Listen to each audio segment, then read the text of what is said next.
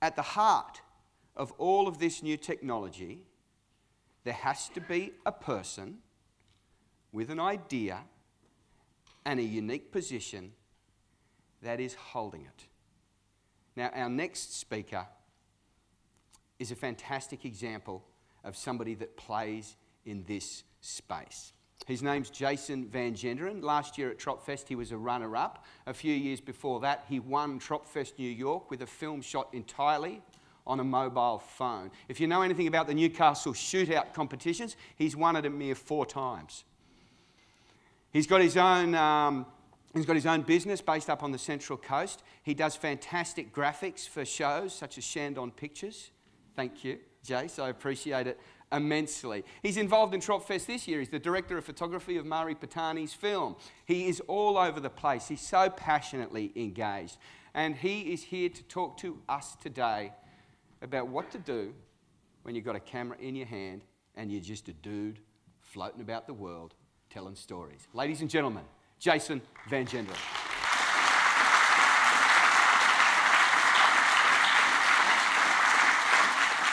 Look, it's indeed a very, very rare privilege to stand here today and share a stage with so many great creative minds. Unlike theirs, my story is not big. It's actually quite small and, in fact, quite simple. And I guess that's really what I'm coming along today, is to try and share with you my love of simple things. I love simple. Actually, put your hands up if you like simplicity. Simple. Fantastic. Excellent. Got some fans in the room there. Great. So I'm just always a great big advocate of simple, clear, concise ideas in filmmaking. And I think all too often with filmmaking, it's very easy to cloud it in all these complexities and layers and challenges. And I guess my role today is going to be to try and peel back those layers for you and inspire you to love some of the simple solutions that I've come across in my very short journey so far. And see how that might be able to help you in your craft as well. And I'm going to kick off with a fantastic example of simplicity. You may know this guy. He's made a couple of films, George Lucas. He is also a lover of simple solutions. In fact, if you know the Star Wars series and you know of a device called a land speeder, he's made these great, big, fantastic sound effects for all sorts of different crafts in his films. Now, the land speeder, the sound effect for a land speeder is LA traffic recorded through a vacuum cleaner hose. So even someone like George Lucas, who's got the whole, this world of technology at his disposal, is actually relying on some quite simple solutions as well to help create his craft. Another fantastic example, Alien the movie. Any fans? The first one? Yeah, great. Excellent. Now, when this film was originally pitched in Hollywood, the producers that went over there, they really taught me a new lesson in simplicity when I read about this. Because all too often when you go to Hollywood, it's so easy to surround yourself with things and stuff and lots of material to try and market to the executives. Well, these guys walked in, they sat at a table, they had a discussion, and they delivered the ultimate synopsis. And they just said 3 words. Those 3 words that they used to explain the story of Alien and to pitch it was Jaws in space. And those 3 words had the one check signed and slid across the table. So it just shows you, again, beautiful, simple thinking. Let's not overclutter what we do. Then again, I think Snakes on a Plane probably took it to another new level. Let's not go there. Okay, now I guess a part of today is talking about our careers and our lives as creatives and a bit of an insight into that. And I thought just to be a bit special, I'd do a chart for mine. And yes, it does actually start with a pet rock and an ice cream van, a mobile phone, and then digital SLRs. It's pretty confusing, but let's indulge me and go on a creative little journey into simplicity. Pet rocks, it's cute, isn't it? I like it. Okay, this is me as a 9-year-old. This is my life. I was sitting there in my bedroom ferreting away, trying to find a creative outlet and some way to make extra pocket money. Sad, I know. And I started collecting all these rocks from the side of Lake Macquarie and thought that'd be cool. I should make pet rocks out of these. And I got those little googly eyes and stuck them on. And I went down to the local park near Mum and Dad's place. I was 9, remember? And I used to sell them on a weekend to passing traffic. Now, I think a lot of that was probably people just feeling really sorry for me. I don't think it was all about my enterprising spirit. However, they were 50 cents each, and, I sold a fair few of them. But I had to find a point of difference. And I couldn't compete against those nice polished pet rocks in the shops because mine were just raw rocks that I picked up out of the lake. So I used to go into my sister's room and I used to cut up all the soft toys and get all little fluffy bits off it. And I used to put little mohawks and things on my pet rocks to give them a point of difference.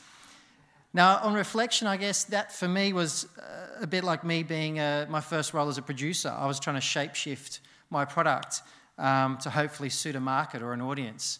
And considering I did sell a fair few pet rocks, which was quite handy because 3 doors down from me, my neighbour, Mr. Pulley, had just bought a Mr. Whippy van. And I kind of liked ice cream a lot. So my pocket money went quite quickly into his truck.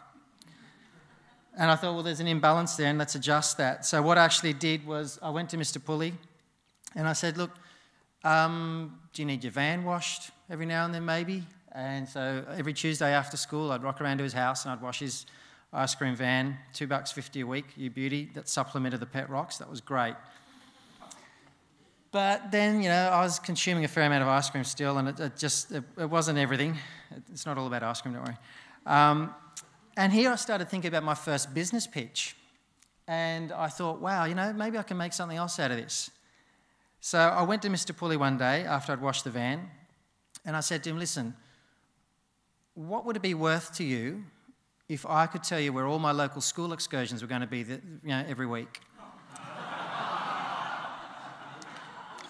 The answer's $5 an excursion, and I had more friends, more money, more ice cream than you can count as a 9 and 10-year-old, so I was a bit special. In fact, I was quite special because the following years, puberty, remember that awkward stage? I vaguely do. Anyway, this was my next best friend, a Boston back brace.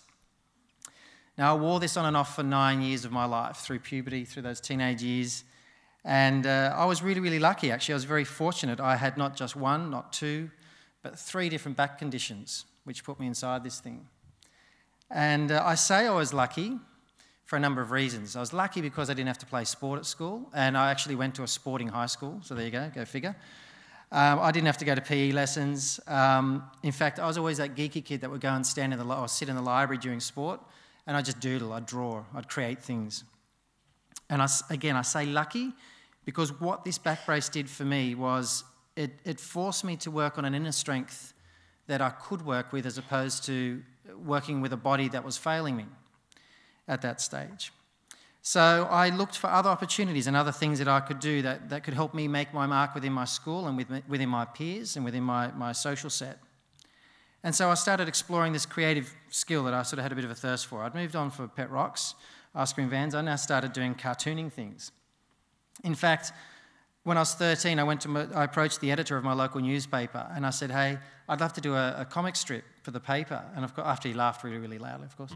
And I had lots of reject letters from other newspapers. He actually, I think, again, felt sorry for me and said, well, why don't we sign you up? So I did a comic strip called Snail Lingo every week for about 9 months. $25 a week, thank you. It's very nice. Enjoy that. Moving on to 14, 15 years old, I ended up designing greeting cards and I ended up having my own range with Hallmark cards for 2 years, which was great fun. The bottom corner there, I'm going to skip over that one lightly. I also actually, when I was 16, I started designing long stitch tapestry kits. Not very cool. Nah, I'm still embarrassed with that one. But I tell you what, most of your nanas have got some of my work hanging in your house in a little dusty corner. Don't be too afraid. Just look on the back. Jason van Genderen, yeah. That's my mark. And then when I was 19, I'd left school and I ended up falling into the world of advertising. I came across a wonderful creative mentor by the name of Art Ryan, and he had a beautiful little regional advertising agency in Newcastle, and he took me under his wing and he showed me everything he learnt about the advertising world. And I mean everything from scripting to production to graphic design to pitching to all sorts of things. And in fact, he kept me under his wing for 13 years. It was my first job and I stayed there all that time. It was just thoroughly rewarding. The one thing it really gave me a bit of a thirst for was I started working in TVC production at that stage. And in a regional ad agency, it was great because you get no budget. So I had to make a television commercial for $1,100 and it had to be great. So it really taught me to look at inside at unusual production methods, new skills, new ways to actually get a message to market and try and write something to suit an audience as well, which is obviously very important for what we do. I'm often asked, what's my biggest film influence? Strangely enough, I'm not going to quote some Lars von Trier film or something really nice and arty. I always say, well, for me, I can't go past Ghostbusters and E.T. for one very simple reason. As a child, these were the first films I saw in a cinema. And I still remember sitting in the cinema and watching these films and for the duration of those films completely being swept away into another world and forgetting I was alive, forgetting I was breathing and sitting in a chair. And from that moment on, I remember being inspired by the power of film and the notion of telling story this way. And I still used to get freaked out by that little green ghost that was really badly sort of supered over that scene in Ghostbusters. Still does something for me when I see it on video, but anyway. Fast forward, I'm going to move on now. 2008, that's a pretty big leap for me, but I'm going to introduce you to my next best friend. It is a Nokia N95 phone. Do you remember those? It used to be a bit of a hallmark little thing, had a cool little video camera on it. I had some creative confidence, I think, finally in 2008 to venture out there and try and find my storytelling voice and experiment a little. So I teamed up with Shane Emmett, a good filmmaking friend of mine, and we posed ourselves a challenge. We said, well, we've got all these mobile phones coming out now with all these video camera devices on there. Is it actually possible to try and make a film on one of these things that could actually get into a serious film fest? So we posed ourselves this challenge. Now, keep in mind, we didn't have a script for a film. We didn't have any actors. We had no budget. We had no props. We really didn't even know what we were producing other than it was an experiment for ourselves. It was an experiment of discovery. So we called upon the gods of serendipity. I heard that word bandied before. It's a fantastic word for us. And we walked around and filmed words on signs in the streets of Sydney and then eventually in the streets of New York. And we put together a visual narrative to some beautiful music scored by John Roy. And that little film is this one. It's called Mankind Is No Island. And in case you haven't seen it, we might just play a short section of that now.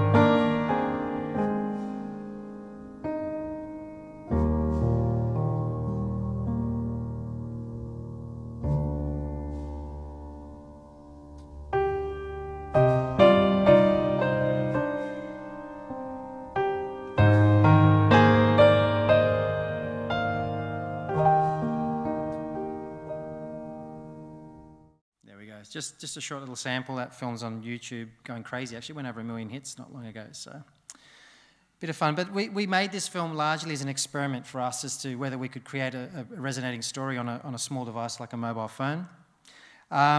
We were fortunate enough to get it into Tropfest New York. I still remember the phone call from John vividly. And not only did we get it in, we ended up winning Tropfest New York with it. We won People's Choice as well. We came home, we ended up picking up an IF award for Best Short Documentary in 2009. And it's travelled around the world and done all these incredible things. In fact, it's had this incredible life around the world now at other film festivals as well. And it was a great little publicity vehicle for us as well and I guess helped put us on the map as these alternative filmmakers. The other thing it did was it allowed me to go and travel around the world. I all of a sudden not only received invitations to screen the film at different festivals and conferences, but I was all of a sudden asked to go over and speak about this new creative filmmaking movement, if you like. And again, I took great passion in going over there and sharing my thoughts on simple, pure creative thinking and not letting all these complex layers of filmmaking bog us down from creating something beautiful. It moves us on now to a new age we're in now where we really do experience a whole new age with digital technology. In fact, we've got a game changer right now, which is digital SLRs, which is impacting our craft in a very, very big way. Now, there's a reason why digital SLRs have got such a rapid uptake amongst short filmmakers in particular. And of course they have fantastic specifications, full HD video. They give us that beautiful tool of shallow depth of field to play with now too, which, you know, before when you're a video bunny, that was something really hard and complex to try and achieve. And now with a digital SLR, you can walk around with this fantastic glass on the front of your camera and achieve some fantastic results. It's also about the portability and the accessibility and the affordability. There's guys walking around with camera kits for less than $10,000, less than $6,000, that are producing great music videos, fantastic Oscar-nominated short films, TV series, feature films. It's all happening right now around us. So they really are powerful, supercharged pocket rockets, I like to call them. And as far as portable filmmaking goes, these guys are really, you know, the people behind digital SLRs are really changing the game. Now, the other thing that's interesting in the story is we see the art or the craft of filmmaking was born very much and steeped in film. Then it sort of went across to video, and now over in the digital space, we're seeing the birth of the digital storyteller. And I guess as filmmakers, it allows us to be creative bowerbirds wherever we are. We have a very small toolkit available to us which we can constantly create story with, which is a really interesting age. Now, who's hungry for some camera obscura? Does anyone know what one is? Who's hungry for lunch? Bad luck, you've got to wait. Okay, camera obscura. Who knows what a camera obscura is? Quick hands up. Okay, and hands up if you've made one. Excellent, few of you. Milo, you don't count. You shot it with me. All right, well, last week I called up 2 of my cinematographer buddies and we decided to pose ourselves a challenge. Nikon provided us with some fantastic little D7000 cameras, and we found an old disused shopping centre, and we had a couple of hours to kill, and we wanted to reconnect with the beauty of building a picture with the most basic elements. So we made this little film. I'm going to play it to you now, and I'll come back to wrap up after that.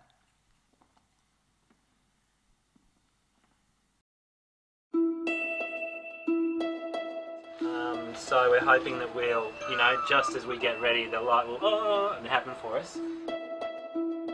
I'm very excited. We're only about 20 minutes off, and so fingers crossed, eh? We're used to all this digital stuff that's really techy, and this is very, very basic, back to basics. I'm actually expecting a good result, but I'm worried about the light. But it's not too bad. I don't want to get you guys too excited, but you got to see what's in here.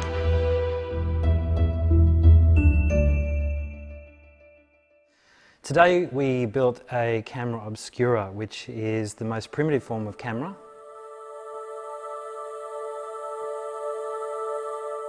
None of us had done that before. None of us had, I think we'd all somehow heard about what a camera obscura was, but we'd never actually tried to construct one. And it really blew me away. It was just amazing. Going back to the basics, and the colours that we captured towards the end were just brilliant, and it took a while to actually get our eyes adjusted. We found this deserted shopping centre, and it had an amazing little stairwell coming from a rooftop car park, which had all this beautiful natural light coming in through this glass. What we did is we blacked out a whole room, made a tiny hole of light, and the light from the outside came through that tiny hole and then projected an inverse image on this massive corrugated iron roof. Quite amazing. And I think for me as a filmmaker, it taught me as much about the basics of pictures and how we take pictures for granted these days. You know, we think nothing of turning on a box and pressing a few buttons, and all of a sudden we've got this amazing picture in front of us. Sitting inside the camera obscura was amazing to me because it showed me how far we've come in a century. I mean, it's amazing. You know, the first motion picture cameras were made in the late 1800s, and you know, just over 100 years later, here we are with the most amazing digital technology. And we're using digital technology to actually film something that was where all of this started from. I would say technology has changed creativity, but also vice versa, and if I can say yes to both answers, that's my answer. technology and creativity are now very much hand in glove with one another, and I think we're seeing a lot of instances where creativity is driving the technology. I think it's creative technology. If we want to coin it a new phrase, I think we're seeing industry work together with storytellers and finding out what we need in the way of tools to help liberate our craft. Digital SLR filmmaking has opened a lot of doors, especially creativity. It rekindled my love for filmmaking. I like my technology to be intuitive. I like to be able to pick up a camera and put a battery in and turn it on and feel my way around what it can do and learn from my mistakes. And I think DSLRs, although they're a very high-tech piece of gear, I think they allow you to learn from your mistakes very easily, and they give you great effect in your storytelling as well. What's happened now with technology is it's made filmmaking so much more accessible. And we've got to the stage with DSLRs where we can get a filmic look on a camera that costs very little. And it means that we can start to use the age-old tricks of cinematography, which are all about angle of view, depth of field. I mean, these are tools that have been open to cinematographers, you know, for almost 100 years. For people that have shot video, it's only in the last 4 or 5 years that we've had access to this amazing new set of tools.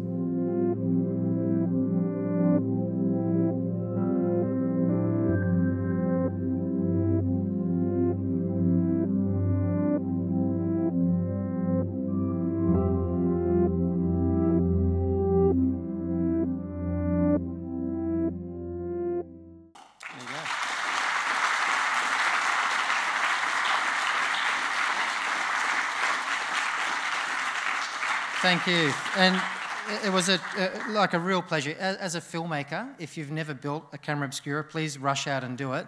They're super easy to make, and it'll be a life-changing moment for you as a creator to see a picture with no batteries, no nothing, just a whole of light. It's an incredible experience. I'm going to wrap up now really, really quickly. I'm going to leave you with 3 very, very simple ingredients to help wrap this up. So long as you have a brilliant idea, something completely yours, original, unique, and combine that with a completely unique original voice as well, combined or brought together and realised with intuitive and accessible tools, it is highly likely that you have in your hands an award-winning film begging for an audience's admiration. So combine all those simple ingredients together, and everybody in this room has potential to be standing on that stage at Tropfest next year as a winner. Thank you for your time, ladies and gentlemen. Have a great day.